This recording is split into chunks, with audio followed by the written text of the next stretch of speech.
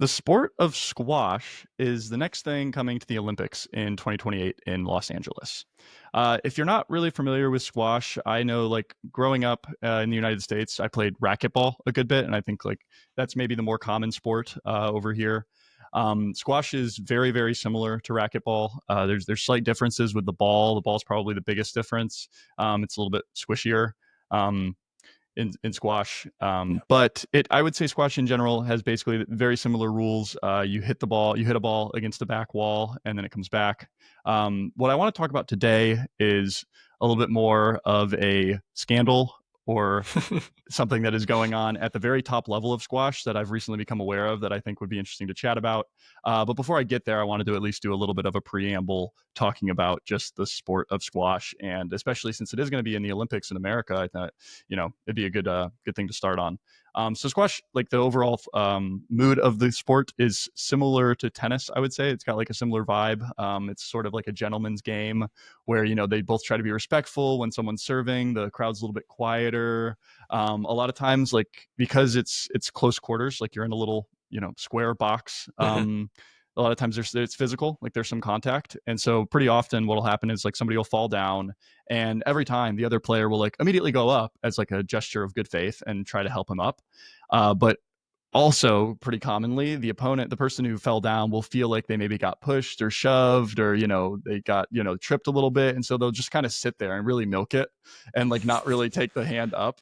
And so it's like this weird dichotomy of like a sport that's very honorable and gentlemen's, because it's similar to tennis, like they're swinging a ball against the wall, blah blah blah. But then you see this and it's actually, they start to get a little bit aggressive, and so that's what I Sure. wanted to talk about today, is sort of how that works. And a player who specifically has been called out as doing this, and he's not just like a nobody. This player is like one of the best players in the world, very notable. If you're into squash at all, you recognize his name.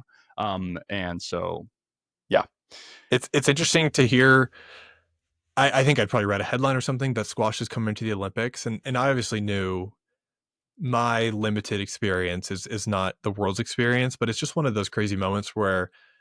So my first, I think probably the first time I'd ever even heard of squash was when I came to when I started college, because I was playing racquetball, and there's like 5 racquetball courts next to each other, and they're all that like glass box, and then at the very end, like tucked away, you got to walk all the way down the hallway. There's a squash court, and it basically, I just, and pardon the ignorance here, it just looks like racquetball with some slightly, I think the court's a little bit different A little dimensions, bit and there's some smaller, different I think. lines. Yeah. Yep. And so I just always remember it basically being like, hey, if you want to play racquetball, you can go play in that court, but just know it's like kind of weird. And so Yeah. it felt like this like weird little brother of a game racquetball, which is already a little bit of an, it's not like hugely in the, you know, I don't follow racquetball. I don't know much about professional racquetball.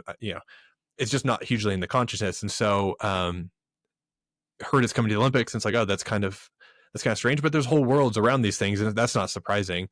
But I'm excited to hear a little bit about this scandal, because the words squash and scandal don't automatically go together in my mind. Yeah, and so just so you know, I just found this like organically online. I'm not involved in the squash world whatsoever, but I'm involved generally in the sports world. And so when I heard about this, and I had already heard that squash had been in my more recent vocabulary, just given that I knew it was coming to the Olympics. And so when I heard about this, like huge scandal in the sport, and I was like, whoa, like what? Let's take a look at this. Sure. Yeah. And so, yeah, I think my experience with squash has been pretty similar. I've always thought that squash was sort of actually like, although it is a smaller court and it feels like more compact, it's almost like real players, like real racquetball players, would then play squash. You would like graduate to squash, maybe. Oh, That was how okay. I felt about it. Maybe because racquetball was more accessible to me, so I was like, oh, us newbies, we'll play racquetball. But that one squash court that's over there in the corner, which I had the same experience at my gym. It Yeah, was like yeah, there was one squash court and then like 5 or 6 racquetball courts, but like we would never play in the squash court. No, that's for like the guy with the goggles, and he's got like sure. the wrist tape and the yeah.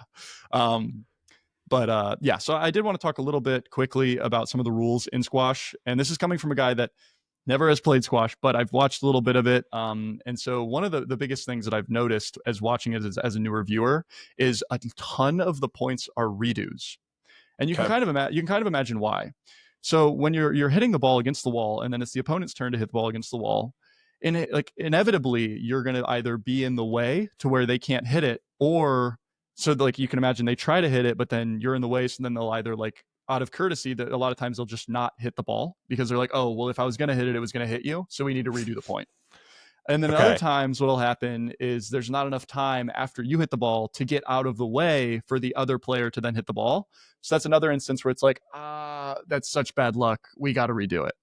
And so a Okay. lot of points end up like that. I might be a little bit biased because I only watch like the highlights where they really talk about Mhm. those points where that sort of stuff happens, but it still does seem like it happens a very good bit.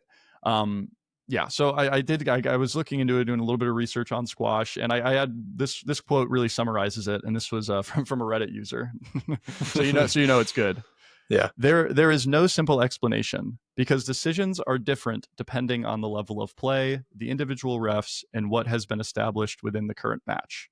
One sport to compare it to is baseball.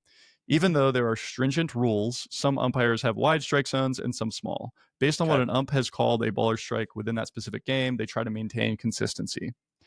So Okay. that seems like a really good way of putting it. Like obviously, yeah, the rules are very clear cut, you know, like, oh, well, if you do this and this, then this is what the rule is. But there's always some gray area. I mean, in any sport, there's gray area. That's Yeah. sometimes the appeal. Like when I think of baseball, I almost think that's a little bit of the appeal. You know, like they could absolutely, they have the technology to put in, and I think they do. Like they, so, you know, you have batters and pitchers challenging calls now. I saw that in the All-Star game of Yeah, the they're testing it MLB. out. Yeah. It's one of those things that's on the table, and there are detractors who don't like, they like the human element. Exactly to your point. Yeah. Yeah, and I think baseball especially because I think there's some concern with viewership in like, you know, the last couple decades. Sure. Seems like baseball has maybe been falling off. Um and so yeah, like having an umpire adds like a bit of excitement to the game in Sure. a way that, you know, I get it. some yeah, yeah. Um but yeah, so anyways, moving back to squash, that just felt like a pretty good analogy as Yeah. far as the rules go. But inherently, you're going to have some players that have a lot more of these questionable lets that get called. And I will say there is an officiant, like there is somebody officiating. There's a referee that makes these calls, but a lot of times the players will take the due diligence upon themselves to make the call themselves. So they'll just like stop playing, they'll grab the ball, and like they'll basically assume they'll be like, all right, obviously this is a let, obviously we're redoing it, and the ref has to call it, but like they're almost like pushing the ref to make that call by grabbing the ball and like moving back and Sure. hurrying up to serve. So Um, so and mhm. what they're trying to do with that courtesy, just making sure I get it, is like what they're like. Let's say I hit the ball, into the corner, like the Yep. left corner. It's coming like right back at me, and Hmm. obviously my opponent wants to hit it. I don't want them to have. I don't want to get hit by the Yep. racket. Yep. I also whatever I hit it so hard that I can't move. Maybe I'm close to the wall. Yep. I would just, in an ideal world, it's coming like right at my chest. I would grab it at my chest and basically say like, "Ah, we're redoing it." Yeah, Is that kind of usually it would be the player that is next up to hit the ball that would grab it, not the okay? player that had just hit. But that's the general idea. Yeah, it's like Okay. yeah, yeah, yeah. And You can and imagine. and when you talk about gray area, you're talking about like, and this might be what we're kind Yeah, of getting into is like how far you're reaching to grab it. Is that kind of the gray area, or what gray area are we talking about here? it's really more of like, or did you actually try to get out of the way Okay. after you hit it? It's a lot of that. It's like you hit that shot and then you sort of putzed around a little bit. You maybe even moved into my direction where I needed to move in order to hit that ball. And these Mhm. are things that are really subtle. Like these guys have been playing squash. I mean, it's going to be in the Olympics. It's been played for decades. Like there's guys that have played it since birth, and so they know the game and they know exactly how to toe that line to where the Mm, refs maybe won't see it and to where they can just push the limits a little bit. And so yeah, and so basically what I've been seeing is there's a lot of commotion about towing that line, and because it's a gentleman's sport, a lot of it's like it shouldn't be on the refs, it should be on the players to be more respectful of the game and basically change the way that they play in order to not make it this big rule controversy. Instead, actually do your best to get out of the way, even though you may have an advantage if you sort of, you sure. know, game the system a little bit. And the advantage would be, and just thinking through the scenarios, Yep. like the advantage would be my hit wasn't that good. It was about to set my opponent up for a winner or something like Mm-hmm. that. And now I would rather the point be dead than them hit the next ball. That's Or mhm. yeah. So that I'm just thinking it out loud. Yeah, no, that's definitely sometimes what happens. The other thing that'll happen is you'll hit your ball and then get in their way just enough to where they can't call like you're in my way, but they have to like awkwardly get around you, and then they make a poor shot, and then you can kill it. Okay, Is more of the idea there. A I'm lot of with it. times that's what you see is where like the opponent, if you hit the ball and then you sort of get in your opponent's way, they're like, well, I still want to try to play it to the best of my ability, and I'll play through some contact because it's just inherently a part of the sport. You do have to play through contact sometimes, but you Mhm. can really push that contact and make it so that they'll make a worse shot and still play through the contact. Sure, sure. Um, yeah. And so where I first saw this, it was on YouTube. There's a YouTube channel. His whole channel is dedicated to just like trying to destroy one player entirely, just like tear him down, and maybe not tear him down, but like expose the Sure, way he plays the game. So the YouTube channel, if anyone's curious, is called Quash Bad Squash. Quash spelled Quash and then bad squash.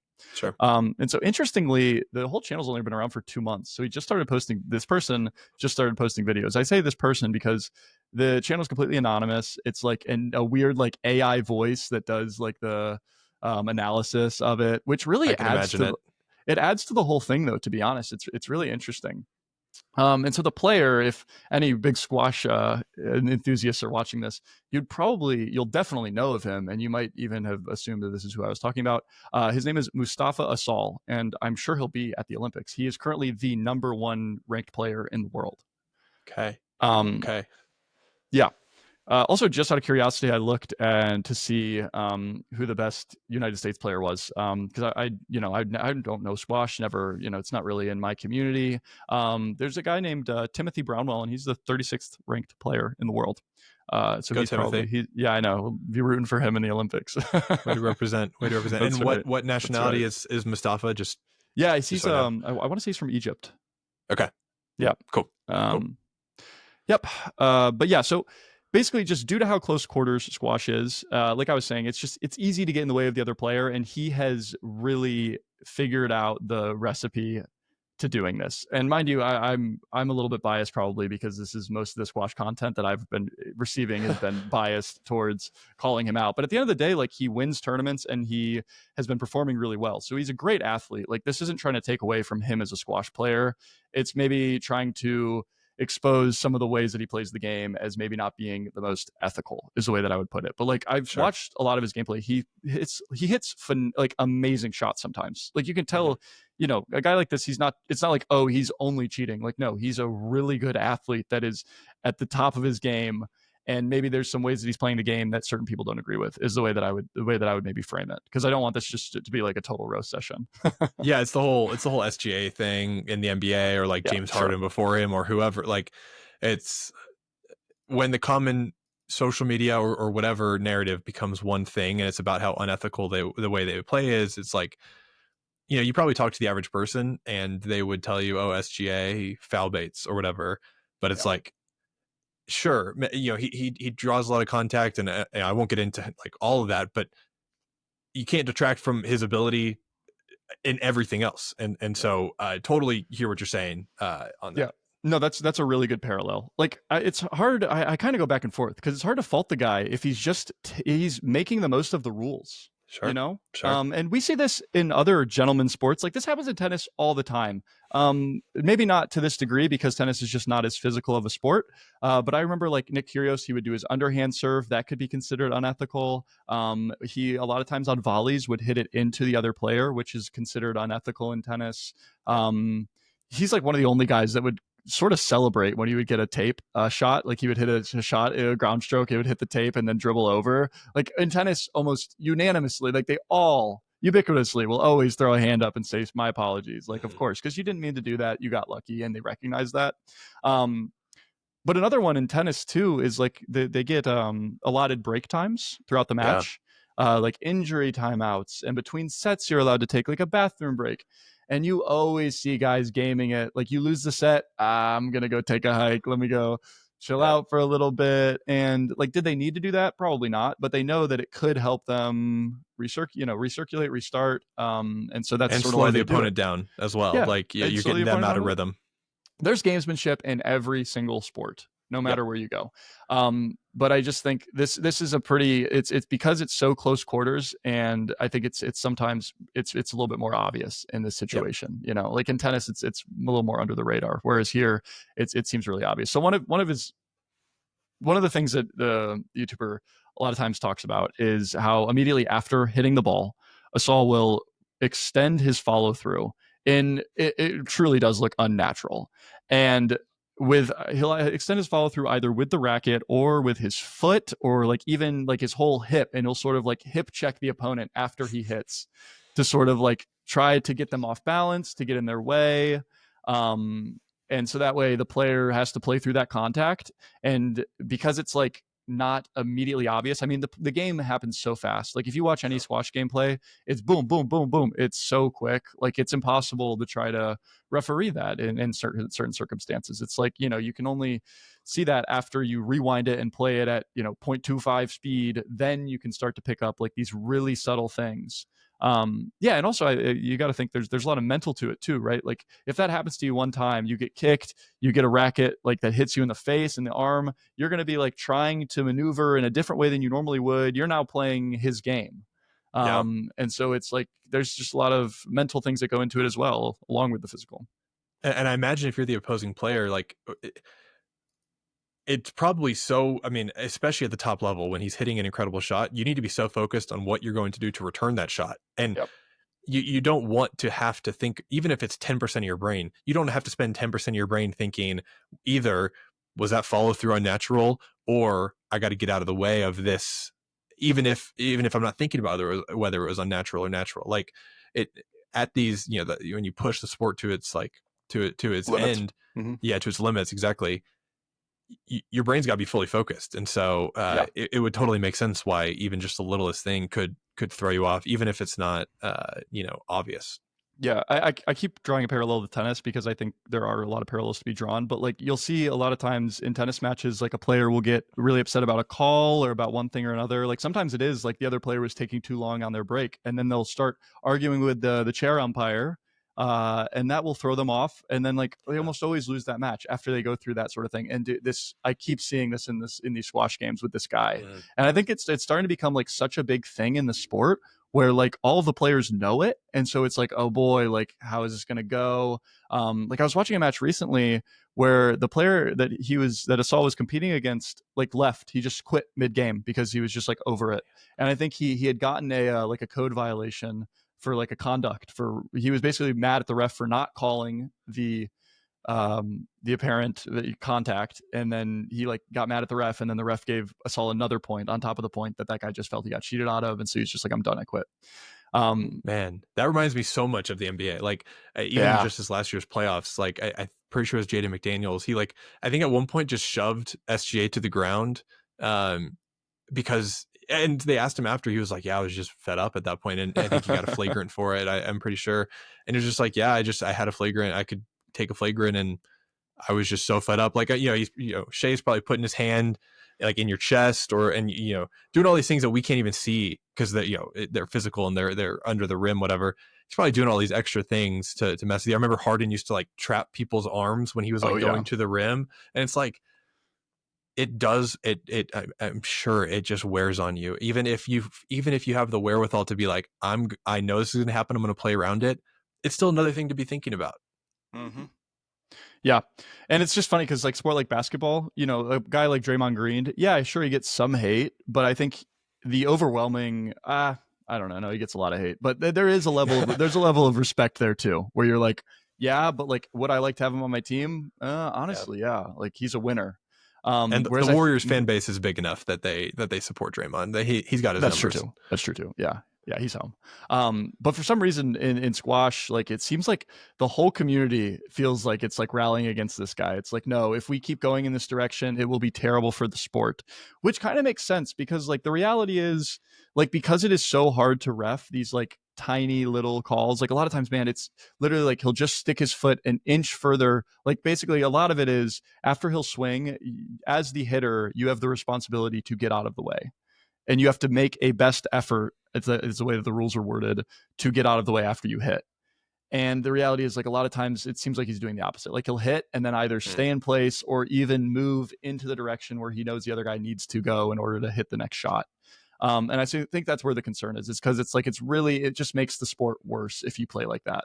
Like, sure. yeah, you have an advantage, but it is like objectively making the sport worse. And so that's the main concern there. So yeah, It's I wanted to, interesting. yeah, go ahead. Yep. I was gonna say it's an interesting balance of like squash is obviously a very large sport, but you know, to your point, it's also an individual sport, and things like your reputation are on the line. Yeah. Which I mean, I won't even say just in a smaller sport like squash. Like that's the case in every sport. Like your reputation is on the line because you're competing against not always the same guys, but like a lot of the same guys, and you don't want to be. Oh well, I guess I won't say that.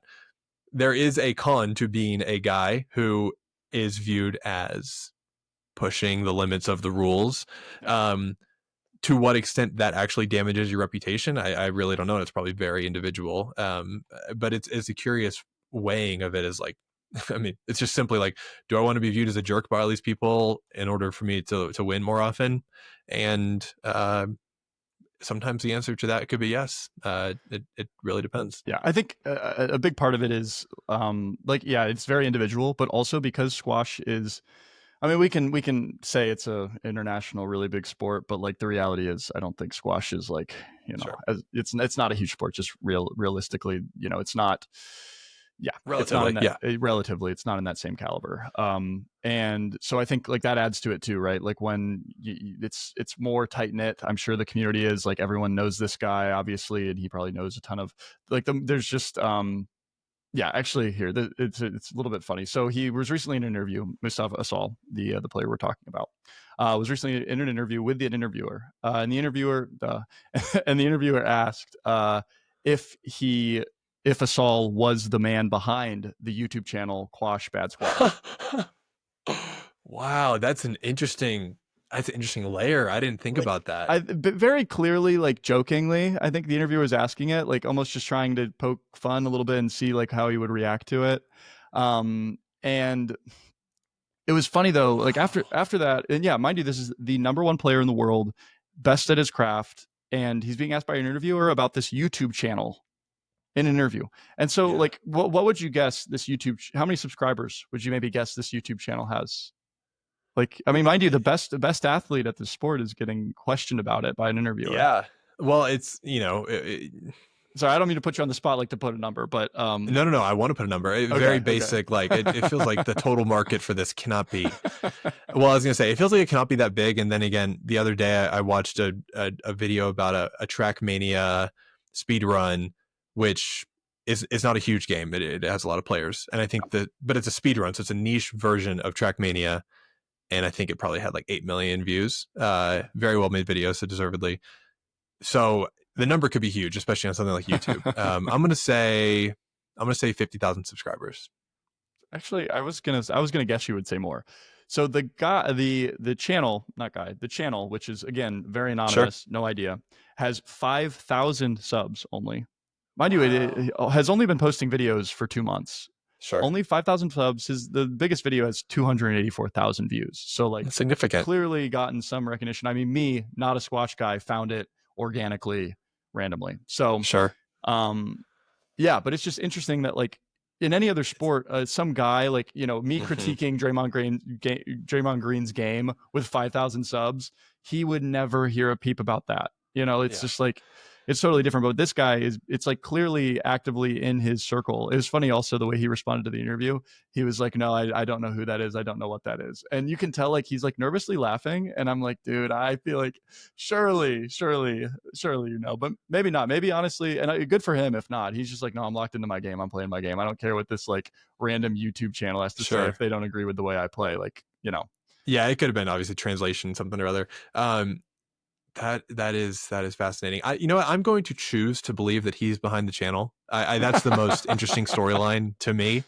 yeah, sure. That's like a movie villain thing. Like Yeah, it would be. very much all press is good press, and I don't even know what he'd be getting from it, but I like the narrative enough that I'm going to choose to believe it. Sure. Um, and you know what? I think if I think if you critiqued Kevin Durant on Twitter, he'd probably see it. So, social media is powerful. That's true about Kevin Durant. That's a fair point. Yeah, he's reading all those comments. He's uh, deep in the mentions. Yeah. yeah. Okay, so I want to at least I want to come to some conclusion on the whole thing, and at least like get sort of come to basically what I think about the whole thing and what you think about the whole thing, and just kind of make a decision on it. I think Mhm. personally, I don't like to just say like an athlete is an outright cheater ever, especially not when they're like clearly at the top of their craft. Like he's winning tournaments, he's very successful. I think in general, my take on that is if you're adhering to the rules of the game, like you are playing by the rules. Like at a professional level, Sure. they have enough officiating in place where like it's there to counteract any type of cheating you can do, and you just don't like the way that they play, and that's a different thing entirely. Like yeah, you can be like, oh, SGA is a foul merchant, but like he's just making the most of the game that he grew up watching and he grew up playing, and Sure. that's what this guy's doing. And so I don't think that's not my conclusion. I will say my conclusion, my main takeaway was that sports like squash and racquetball and I guess even basketball sometimes, because there's a lot of officiating that goes on in basketball. I wish those sports could be done with less reliance on the officials, of course, right? Sure. Like I think in general, as a sports fan, it's better when the refs are not involved. I think everyone would agree with that. Yeah. Like I think a sport like tennis is great in that aspect. Like there's no line judges anymore. They added the automatic lines in just Mhm. about all the tournaments now. And like that was a great thing, a great improvement, because it just like it takes out that one extra step that is human about it, and instead it's just like it just it feels like there's less variables involved, and oh, he got lucky. Like no, you got beat. Yep. And so I think about tennis. Another one that came to mind that's kind of a funny one is billiards. Okay. Think about Tell billiards. me. Like, I mean, there's just no ref. You're just playing billiards. That's Sure. that's really all there is to it. It's funny, like, but though, even in that sport, I remember like I can picture watching a billiards match, and there was like I for whatever reason I was watching a billiards match, and there was a concern about like maybe he had his, because I think in certain billiards, depending on which type of you're playing, you're not allowed to have your what is it? You're not allowed to have certain parts of your body on the table while you're hitting, Sure. and there was concern about whether or not like his arm was actually resting on the table or not while he was hitting. And sometimes it feels like there's rules that are almost like made up in order to add like an extra level of competition, instead of like making the sport harder in a different way. It's like, well, we have to change the rules in order to make the sport harder. You think about golf, like how they don't allow certain players, there's like with the putting technique, you're not Yeah. allowed to have your hands in certain ways. There has to be after all the two-handed crazy big Mhm. super stroke putters came out, and Yep. everyone had opinions on that. They did look um funny. I'll give them that. They did look they Oh, it looked looks weird. ridiculous. Yeah.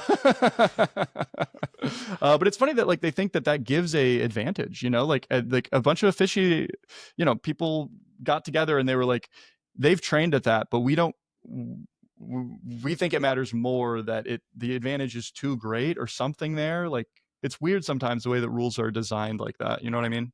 Yeah. Yeah. And I bet it depends a lot on the ethos of the sport as well. Like what is the motive of the rules committee? It's probably not always just purely let's make it a more competitive or fair sport. Like I imagine there are some other aspects at play. Like with golf, I'm not going to say that they were making the rule with this in mind, but they do care about the aesthetics and the tradition Yeah, of golf, and that can be a factor too.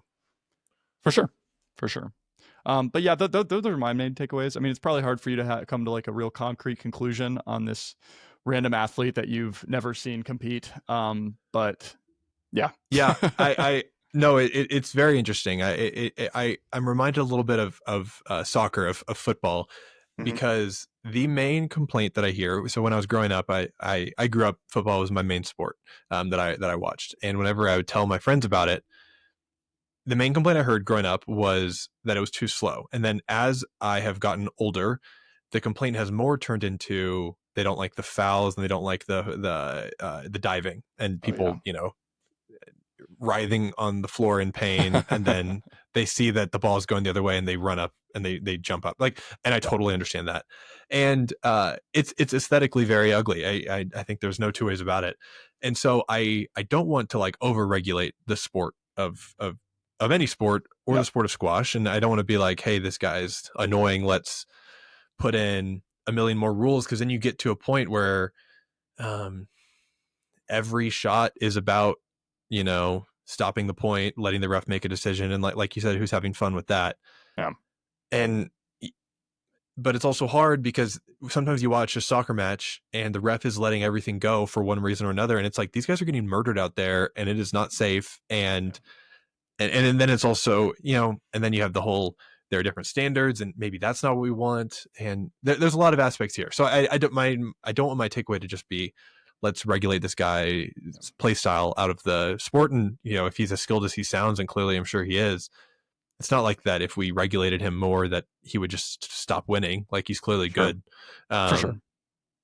So, I don't know enough about the intricacies. I wouldn't, I guess I'll say this. I wouldn't want to be on a squash rules committee in this moment in time. No, certainly does not seem to be that way, which is, I bet it is quite an interesting time to be in a squash officiating arena, especially with the Olympics coming up. Like, if there's going to be any changes made, they'd probably be Sure. made really soon, given that there's still a little bit of time, like what we got 3 years.